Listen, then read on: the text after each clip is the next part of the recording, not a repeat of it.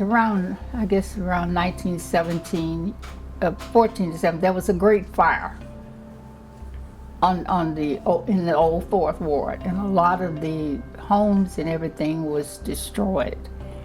And my aunties who had been assigned as teachers at this same Ashby Street school lived on the old Fourth Ward, and of course the property and trying to buy houses was really limited. So they decided that they wanted to come into a community that was similar to the Auburn Avenue area at that time.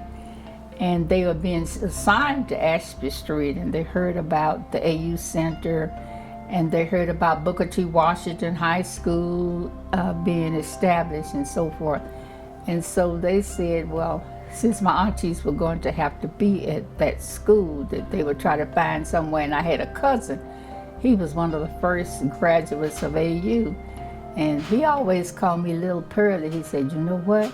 He said, if they move out there, say she could go from the elementary to the college and walk. Of course, we didn't have cars anyway, but, you know, all of it was in walking distance, and along with the other proximity and the other amenities, shops and theaters and banks and all coupled together. They said this is an enriched place that we want to bring, you know, our children and the next generation up on that side of town, the West Side.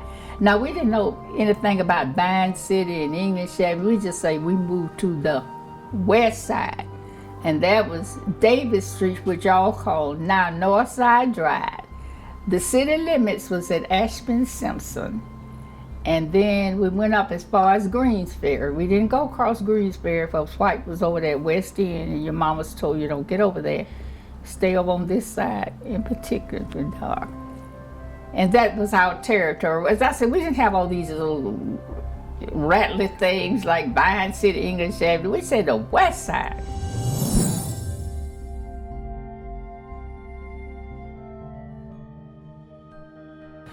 That was started under Jimmy Carter. And Jimmy Carter, he called it the Atlanta Project. And what he wanted to do, he saw a great discrepancy between what was happening in Buckhead.